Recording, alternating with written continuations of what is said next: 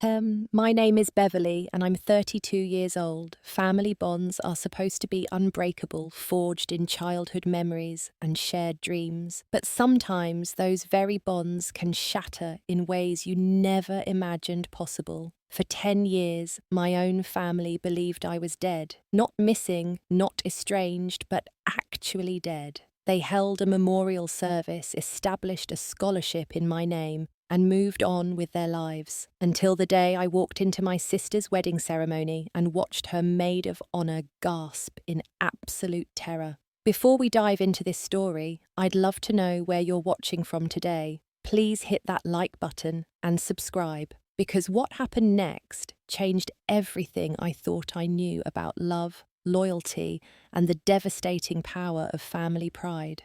Growing up in suburban Connecticut, my sister Judith and I were inseparable. She was 3 years younger, with the kind of wild imagination that turned our shared bedroom into kingdoms and castles. We'd lie awake at night, whispering about our future double wedding, how we'd be each other's maid of honour and raise our children as best friends. Our parents, Harold and Agnes, built what looked like the perfect American dream from the outside. Dad was a successful real estate developer who'd grown his business from a single property flip into a multi-million-dollar empire. He drove a silver Mercedes, wore tailored suits even on weekends, and expected excellence from everyone around him. Mum was the ultimate perfectionist, the kind of woman who colour coordinated our school supplies and never left the house without full makeup. Their marriage was a partnership built on ambition and social standing. As the older sister, I naturally fell into the role of protector and achiever. I made honour roll, every semester captained the debate team, and had my future mapped out before I turned 16. Pre-med at Yale, followed by medical school, then a prestigious residency. It was the kind of trajectory that made Harold beam with pride at country club dinners. Judith was different. While I buried myself in textbooks, she carried a camera everywhere, capturing moments that adults dismissed as ordinary. She'd spend hours in our basement darkroom, which Dad had reluctantly installed after she begged for months. Her photographs had this raw honesty that made people uncomfortable sometimes. She saw things the rest of us missed, but even Judith felt the weight of family expectations. When she talked about pursuing photography in college, Mum would gently redirect the conversation toward more stable career options. Marketing, perhaps, where her creative skills could be useful. Or graphic design for a respectable firm. Art was a hobby, not a life plan. During high school, I started dating Wayne, whose father was a prominent surgeon at Yale New Haven Hospital. Our parents practically planned our wedding before we graduated. Wayne was everything they wanted, ambitious from the right family, destined for success in medicine. We looked perfect together in photos, the kind of couple that would produce the next generation of Connecticut's elite. But I remember lying in bed those teenage nights, listening to Judith develop photos in the darkroom below, and feeling this strange emptiness. Everything in my life was planned, expected, predetermined. Sometimes I'd catch myself staring out our bedroom window, wondering what existed beyond the carefully manicured borders of our world. Judith would ask me about college, about medical school, about my future with Wayne. I'd give her the answers I was supposed to give, but I could see something in her eyes. She knew I was performing a role just like she was learning to perform hers. We were both becoming who our parents needed us to be, rather than who we actually were. Yale Medical School was supposed to be the culmination of everything I'd worked toward. The Gothic revival buildings, the prestige, the promise of following in the footsteps of medical pioneers. Instead, it felt like walking into a beautiful prison where the walls were made of expectations rather than stone. My second year was particularly brutal. Organic chemistry pathology, endless memorization of systems and diseases. My classmates were brilliant driven and absolutely ruthless in their competition. Every quiz, every lab, practical, every interaction was measured and ranked. I found myself studying 18 hours a day just to maintain my position in the middle of the pack. The panic attacks started during anatomy lab. Something about dissecting human bodies, reducing people to collections of organs and systems made my chest tighten until I couldn't breathe. I'd excuse myself to the bathroom, splash cold water on my face, and force myself to return with a smile. Medical students didn't have panic attacks. We were training to save lives, not fall apart at the sight of death. Wayne was thriving. He loved everything about medical school, the intellectual challenge, the prestige, the clear path toward a lucrative specialty. He'd come to my apartment after his surgery rotations, energized by 12-hour days in the operating room, talking excitedly about procedures, while I struggled to stay awake over my biochemistry textbooks. Our relationship had evolved into something that looked perfect from the outside, but felt hollow inside. We attended medical school, social events together, studied in the library side by side, and called our parents every Sunday with updates on our progress. But we rarely talked about anything real anymore. Our conversations revolved around test scores, residency applications, and the timeline Wayne had created for our life together.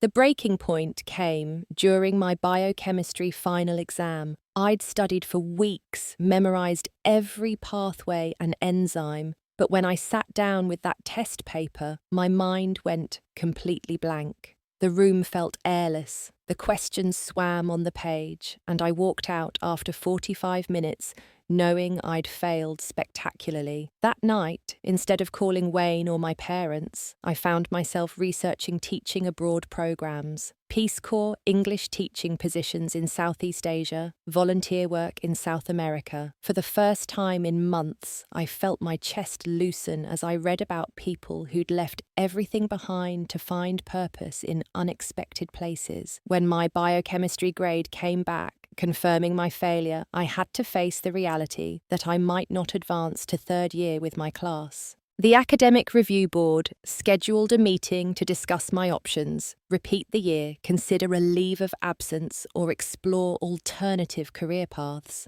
The very suggestion that medicine might not be for me felt like betraying everything my family had invested in my future. I drove home to Connecticut that weekend, planning to confess my academic struggles and maybe hint at my growing doubts about medicine.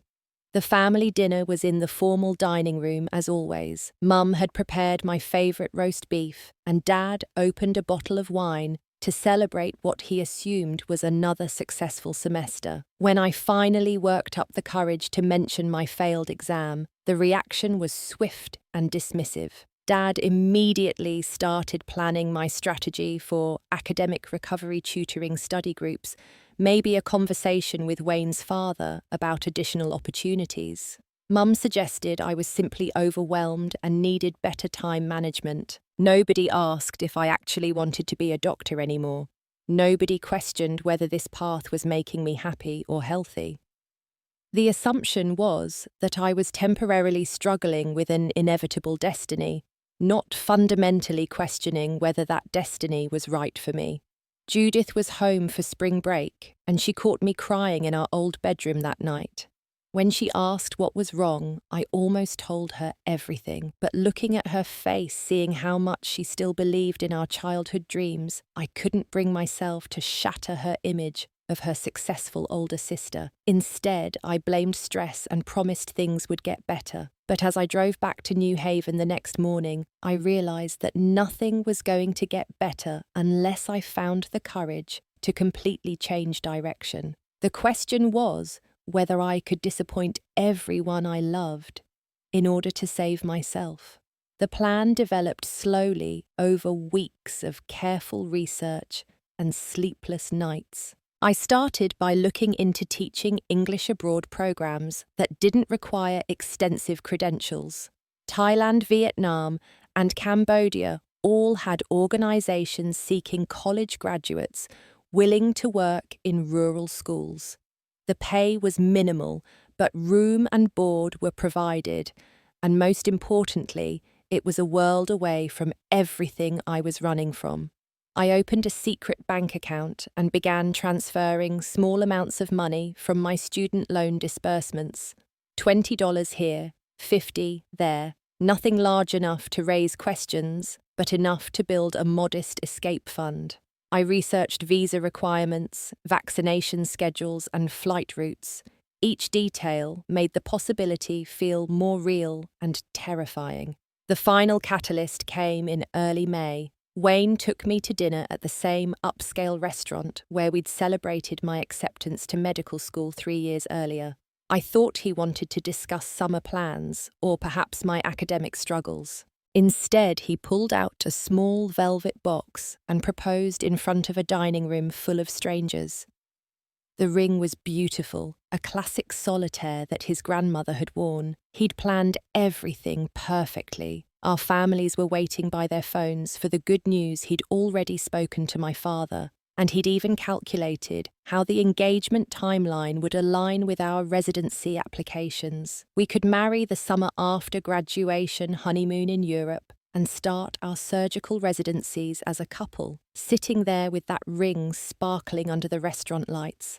I felt like I was watching someone else's life unfold. This was what I was supposed to want: marriage to a good man, a successful medical career, the approval of both our families. But all I could think about were those teaching positions in rural Thailand, working with children who needed basic English skills more than they needed another American doctor. I said yes because I didn't know how to say anything else. Wayne slipped the ring onto my finger and I felt the weight of it like a shackle. We called our parents from the restaurant parking lot, and I listened to myself playing the role of the ecstatic fiancé while my heart hammered against my ribs.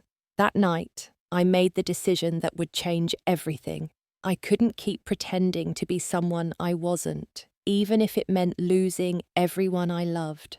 I spent the next week tying up loose ends, withdrawing from summer courses, closing my local bank accounts, and writing letters I hoped I'd never have to send. On a Tuesday morning in late May, I left my apartment before dawn with a single backpack containing clothes, my passport, and $3,000 in cash. I drove my car to the long-term parking garage at JFK Airport, where it would sit for months before anyone thought to look for it there. My letter to my family was shorter than it should have been, but I didn't trust myself to write more without losing my nerve. I explained that I needed time to figure out who I was outside their expectations. I promised to contact them once I'd found some clarity about my future. I told them I loved them and begged them to trust that I was making the right choice for my life, even if they couldn't understand it.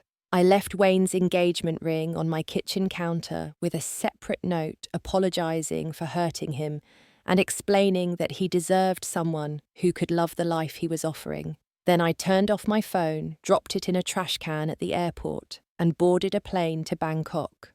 The first months in Thailand were the hardest and most liberating of my life. I taught English to elementary school children in a village 3 hours outside Bangkok, living in a small apartment above a family's noodle shop. The work was exhausting but meaningful in ways that medical school had never been. These children's futures would be transformed by basic English skills, and I could see the immediate impact of every lesson. After 6 months, I felt stable enough to try contacting my family. I sent letters to our Connecticut address explaining where I was and what I was doing. I tried calling from internet cafes, but the numbers seemed to be changed or disconnected. When I managed to reach Judith's voicemail, I left long messages asking her to call me back at my school's number, but the letters came back marked "Return to Sender," and my phone calls were never returned. After a year of silence, I created social media accounts to try reaching them that way,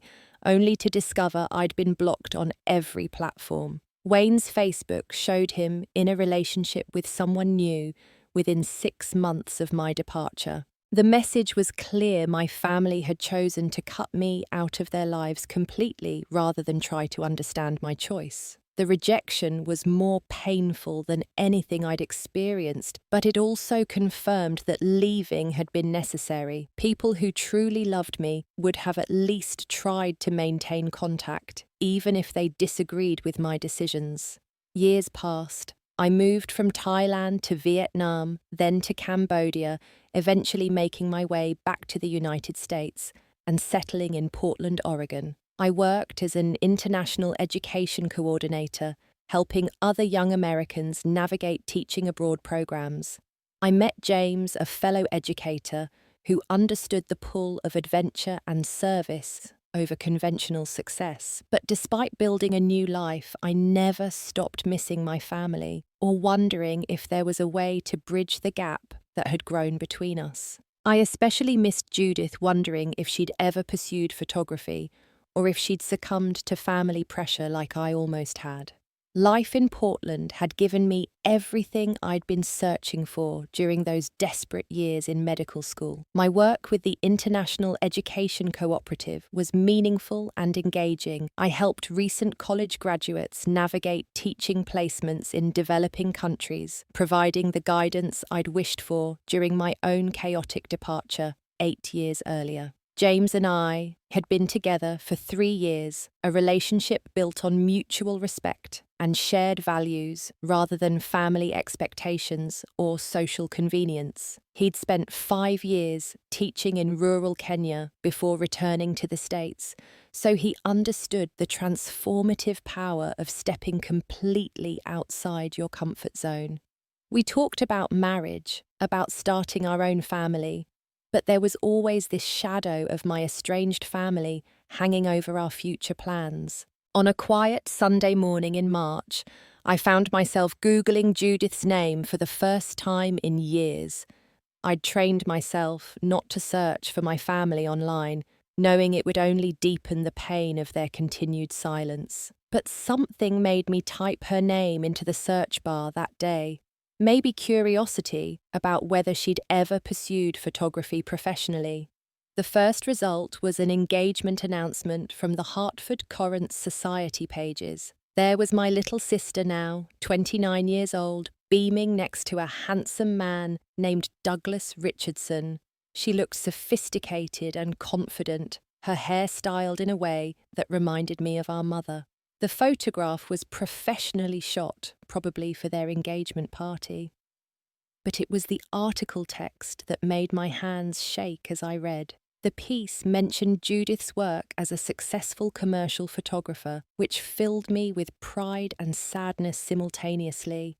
She'd found the courage to pursue her passion after all. It also mentioned the upcoming June wedding and included a paragraph about honouring family traditions. The final sentence hit me like a physical blow. The ceremony will include a memorial moment for Judith's late sister Beverly, who died tragically 10 years ago while struggling with mental health issues during medical school. I read that sentence 5 times before its implications fully sank in. Late sister Beverly died tragically, mental health issues. They hadn't just cut me out of their lives, they'd declared me dead. Not missing, not estranged, but actually dead. My hands were shaking so violently I could barely type, but I managed to search for my own name combined with my family's. The results were devastating. Obituaries, memorial service announcements, even a scholarship established in my name at Yale Medical School for students struggling with depression and anxiety. The narrative they'd constructed was elaborate and specific.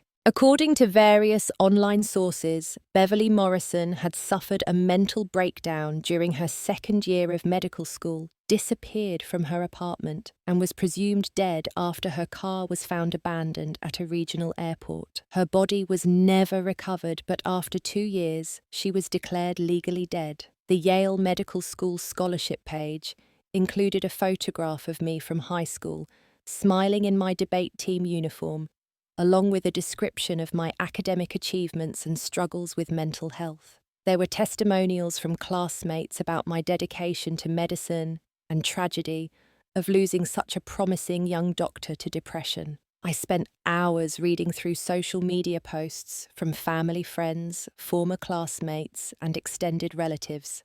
Hundreds of people had offered condolences over the years.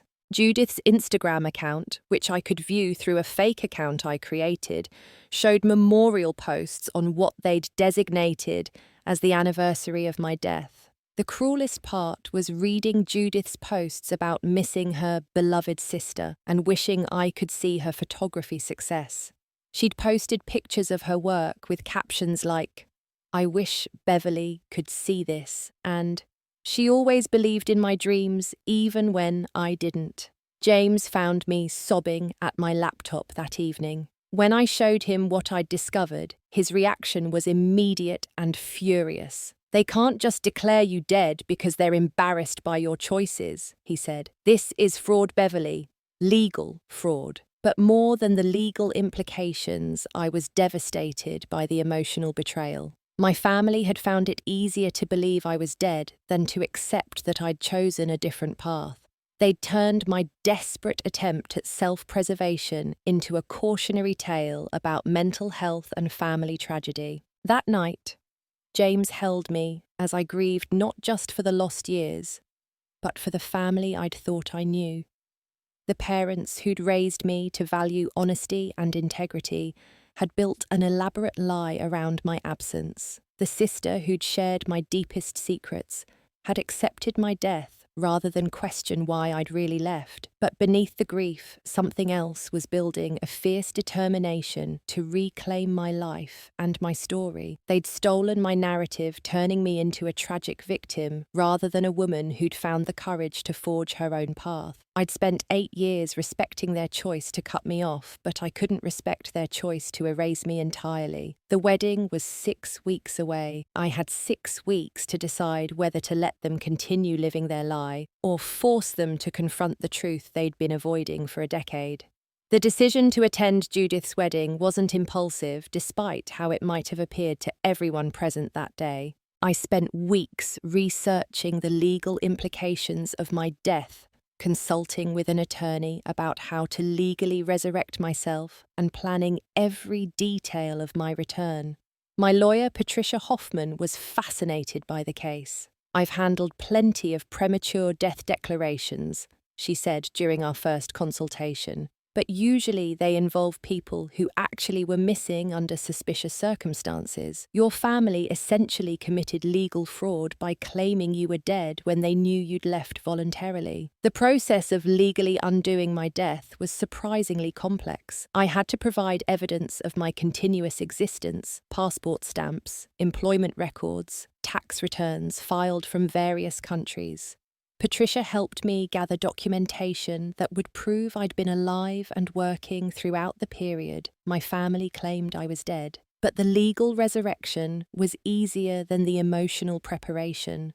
I spent sessions with a therapist, Dr. Sarah Chen, working through the trauma of discovering my family's betrayal and preparing for the inevitable confrontation. "Your goal," she reminded me, "shouldn't be revenge or humiliation. It should be reclaiming your truth and creating space for authentic relationships moving forward." I researched everything I could about Judith's life over the past decade. Her photography business was genuinely successful. She specialized in commercial work for non-profits and small businesses, exactly the kind of socially conscious career our parents would have initially discouraged. Douglas Richardson was a civil rights attorney, suggesting Judith had also grown beyond our family's narrow social circle. The wedding venue was Rosecliff Manor, an upscale location in Western Connecticut, where our family had attended several social events during my childhood. I drove by the property twice during my reconnaissance trips, noting entrances, parking areas, and timing of vendor deliveries. If I was going to disrupt this event, I wanted to minimize chaos for innocent bystanders while ensuring maximum impact on my family. James offered repeatedly to accompany me, but I knew this confrontation had to be mine alone. I need to face them as the person I've become, I explained, not as half of a couple seeking their approval. He understood, but made me promise to call him immediately afterward, regardless of what happened. The night before the wedding, I stayed at a boutique hotel 15 minutes from the venue. I'd chosen my outfit carefully, a navy blue dress that was elegant but not attention-seeking, modest jewelry, and low heels that would allow me to move quickly if necessary. I wanted to look healthy, successful, and utterly alive. I barely slept, alternating between reviewing what I wanted to say and imagining worst-case scenarios. What if they called security? What if Judith fainted? What if seeing me triggered some kind of medical emergency for my aging parents? Dr. Chen had prepared me for various reactions, but there was no way to predict how 10 years of grief and lies would explode when confronted with living truth.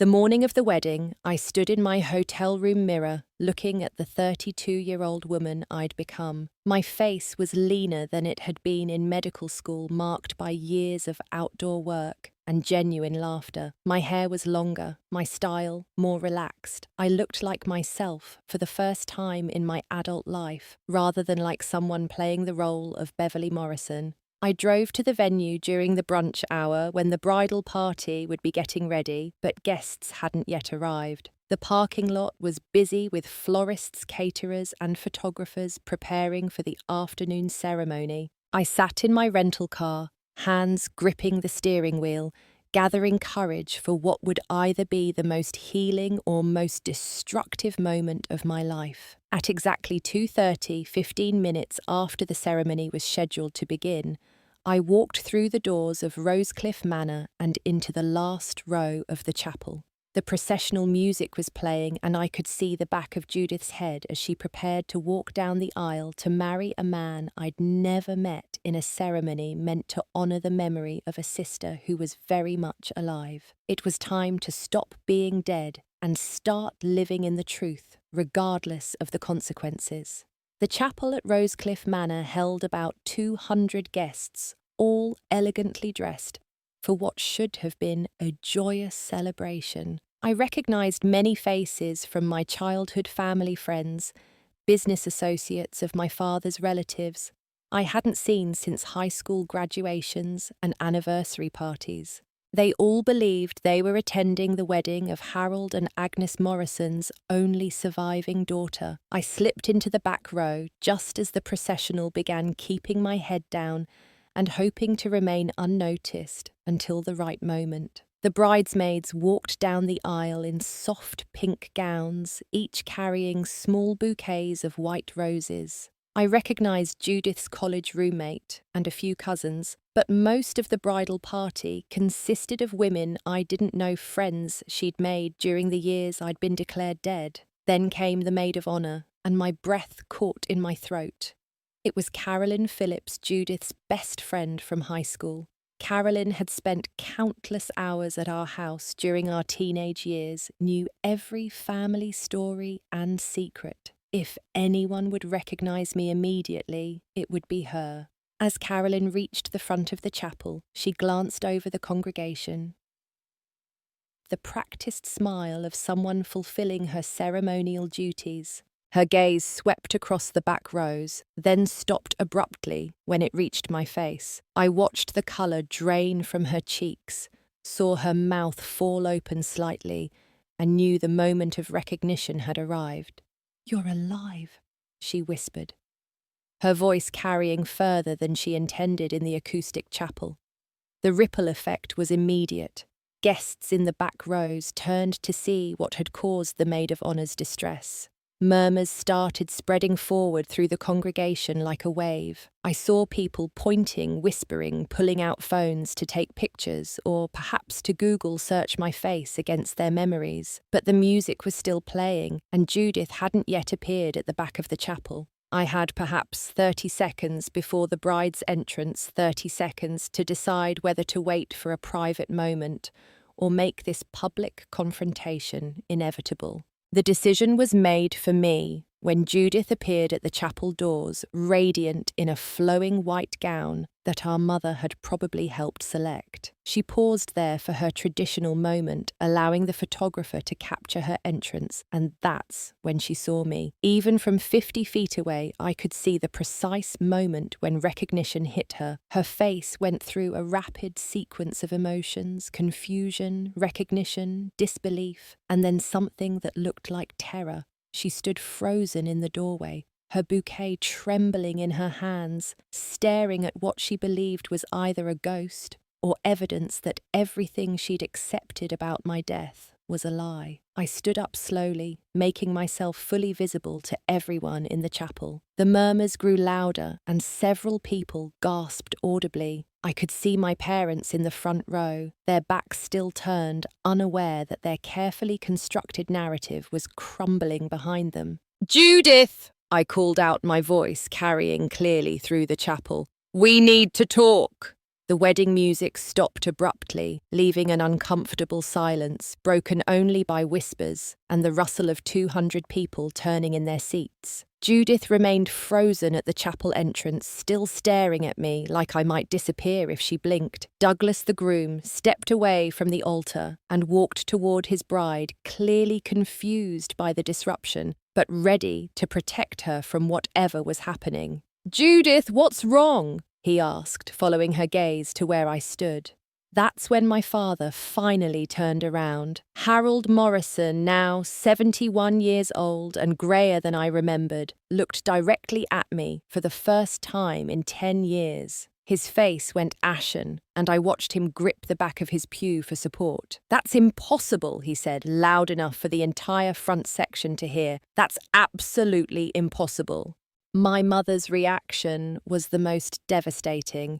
Agnes Morrison, who had always prided herself on maintaining composure in any social situation, simply crumpled. She made a sound like a wounded animal and buried her face in her hands, her shoulders shaking with sobs that filled the silent chapel. I began walking down the aisle, each step feeling like an eternity. Guests leaned away from me as I passed, some reaching for their phones, others simply staring in shock. I heard fragments of whispered conversations. "Is that really her? I thought she was dead. This is impossible." When I reached the front of the chapel, I turned to address the congregation directly. My voice was steady, though my heart was racing so fast I could feel it in my throat. "My name is Beverly Morrison," I announced, "and despite what you may have been told, I am very much alive." The chaos that followed was immediate and complete. Some guests started talking loudly, demanding explanations. Others began leaving clearly uncomfortable with the family drama unfolding before them. Several people started taking videos with their phones, turning what should have been a private family reconciliation into a potential social media spectacle. But through all the noise and confusion, all I could focus on was Judith's face. My little sister, now a successful adult woman, was staring at me with a mixture of joy, anger, and complete bewilderment that broke my heart into pieces. "How dare you?" she finally said, her voice cutting through the chaos. "How dare you show up here today after letting us think you were dead for 10 years? And I realized that the hardest part of this confrontation wasn't going to be proving I was alive. It was going to be proving that I'd tried to stay connected and that my family had been the ones who chose to believe I was dead rather than simply gone.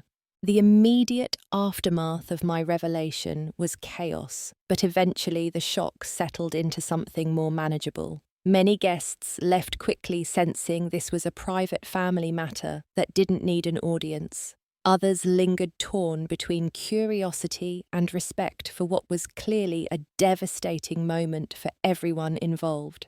Douglas, showing remarkable composure for a man whose wedding had just been derailed by a supposedly dead sister-in-law, suggested we move the conversation to a private room at the venue. "Whatever needs to be worked out," he said firmly, "can happen away from cameras and gossip." We gathered in a small conference room adjacent to the main hall. Judith still in her wedding dress, Douglas in his tuxedo, my parents looking aged and shaken, and me in my navy dress that suddenly felt too casual for the magnitude of this moment. Carolyn joined us as Judith's closest friend and the person who'd first recognized me. "Start talking," Judith demanded before anyone else could speak. "Explain to me how you've been alive this entire time while we grieved for you, while we held a memorial service, while I stood at your grave marker every year on the anniversary of your supposed death."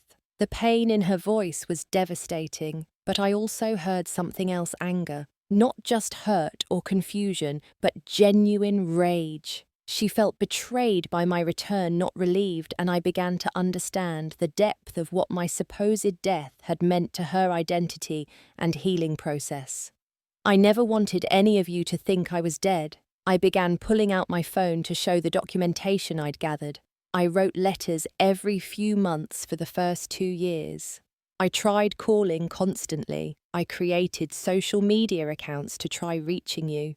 I showed them printed copies of emails that had bounced back screenshots of blocked social media accounts, even postal receipts from letters that had been returned to various international addresses. Every single attempt I made to contact this family was blocked or returned. You changed your phone numbers, returned my letters unopened, and blocked me on every possible platform. My father, who had been silent since his initial shock, finally spoke. "We thought you were dead, Beverly. Your car was found at Bradley International Airport. You disappeared without a trace.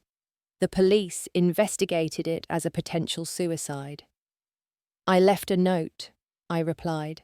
"I left a very specific note explaining that I needed time to find myself and promising to stay in touch." What happened to that note?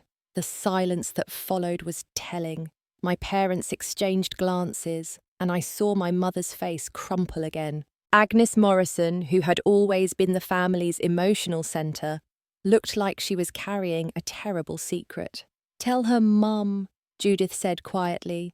"Tell her what you did with the note." It took several minutes of gentle pressure from both daughters, but eventually my mother confessed. "We threw it away," she whispered. "Harold said it was the ramblings of someone having a mental breakdown. He said if we pretended to take it seriously, it would encourage your illness." The room fell silent as the implications of this admission sank in. My father had made an executive decision to treat my carefully written explanation as evidence of mental instability rather than a genuine desire to change my life's direction. Instead of respecting my choice or trying to understand it, he'd labelled it pathological and discarded it. When the letters started coming from Thailand, my father continued, his voice defensive. "We consulted with a psychiatrist who said it was possible for people with certain mental health conditions to create elaborate fantasies about alternative lives. He suggested that engaging with these delusions might prevent you from seeking proper treatment." I stared at him in disbelief. "You consulted a psychiatrist about letters I was sending from actual places, doing actual work, with actual documentation of my presence there." "We thought someone was impersonating you," my mother added weakly, "or that you were writing them during brief moments of clarity before whatever happened to you." The twisted logic was breathtaking.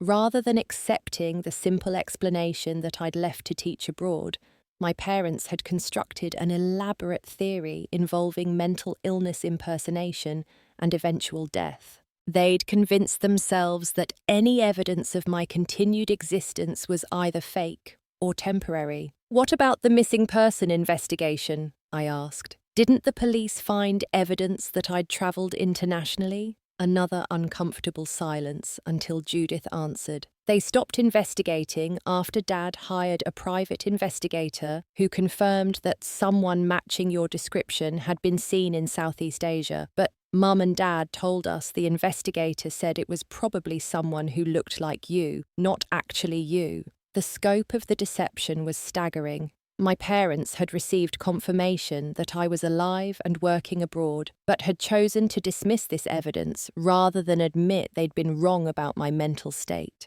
They'd preferred believing I was dead to accepting that I was simply living a life they didn't approve of. We held a memorial service. Judith continued, her voice breaking. Hundreds of people came.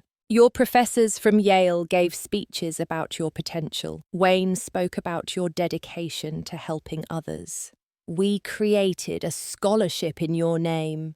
Wayne spoke at my memorial service, I asked, genuinely shocked. He was devastated, my mother said. That poor boy blamed himself for not recognizing the signs of your depression. He went into therapy for years, trying to understand how he'd failed you. I felt sick thinking about Wayne carrying guilt for my supposed death when he was completely innocent. Is he married now? Does he have children? He married Sarah Jenkins 2 years after we thought you died, Judith said. They have twin boys. He still mentions you sometimes, wondering if he could have done something differently. The ripple effects of my parents' decision were enormous. Not just my immediate family, but Wayne, our friends, extended relatives, and even my former classmates had all been living with the trauma of my supposed death.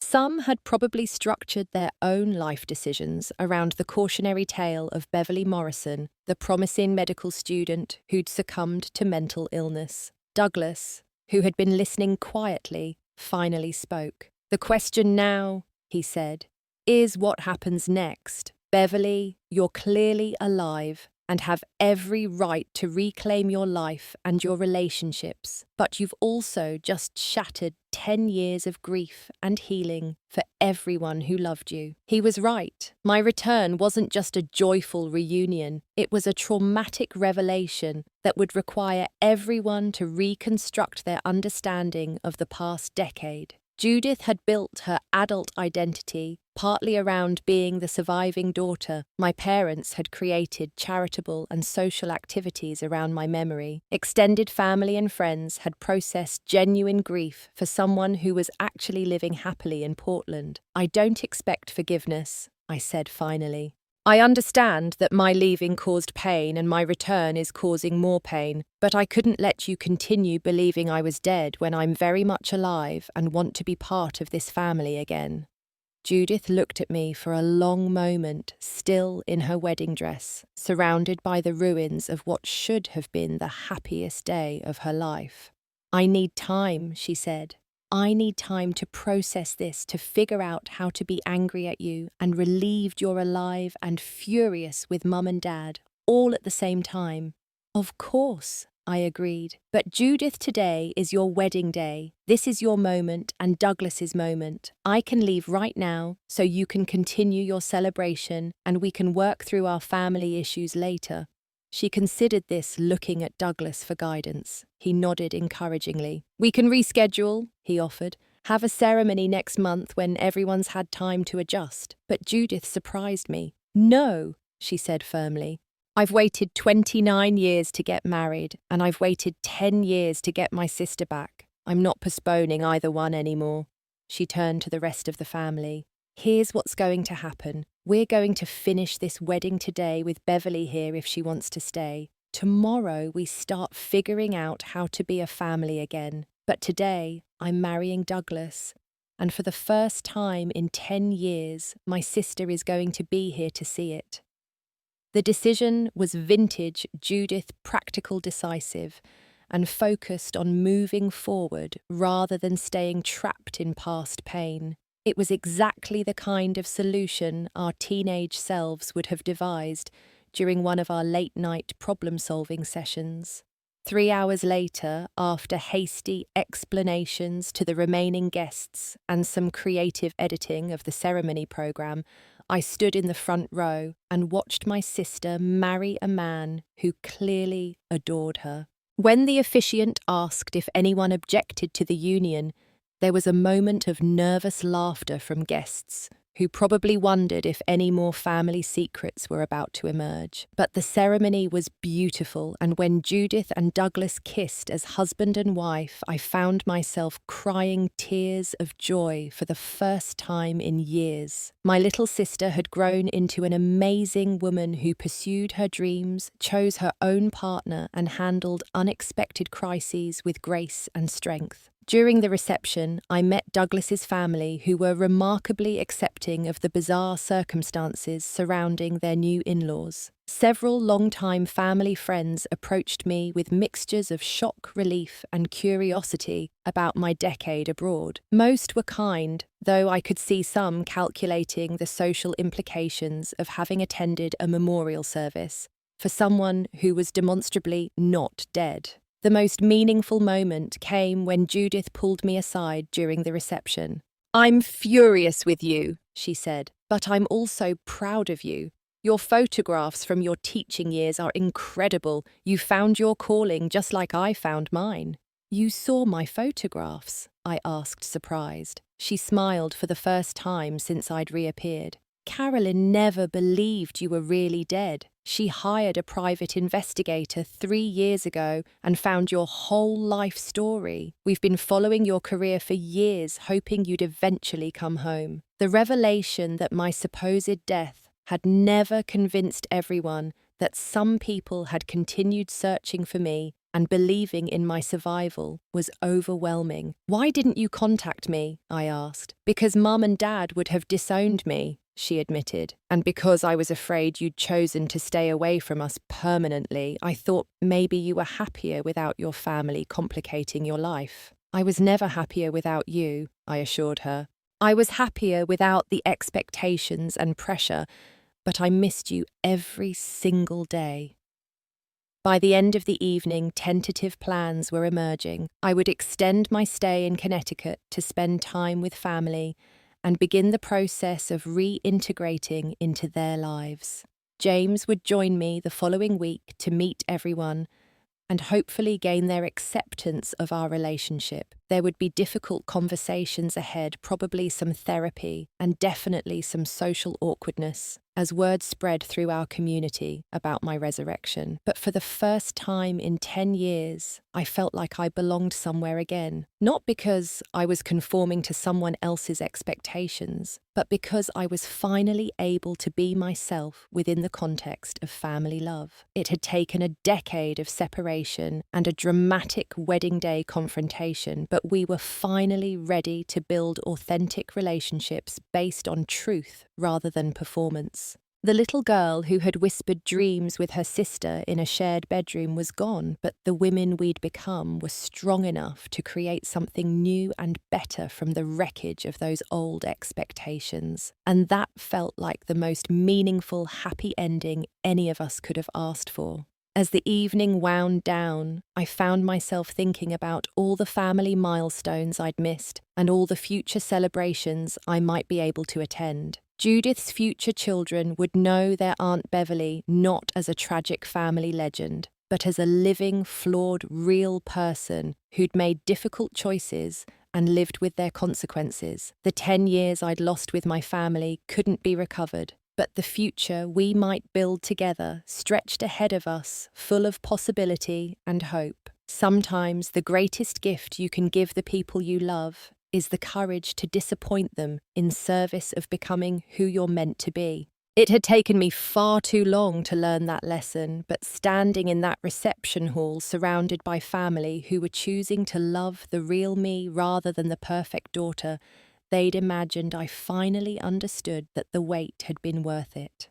Have you ever felt trapped by other people's expectations for your life, or had to make a choice between keeping family peace and staying true to yourself? I'd love to hear your thoughts in the comments below. If this story resonated with you, please hit that like button and share it with someone who might need to hear that it's never too late to reclaim your authentic self. Don't forget to subscribe for more stories about family forgiveness and finding the courage to live your truth. Thank you so much for listening, and I hope your own family relationships are filled with acceptance, understanding, and the freedom to be exactly who you're meant to be.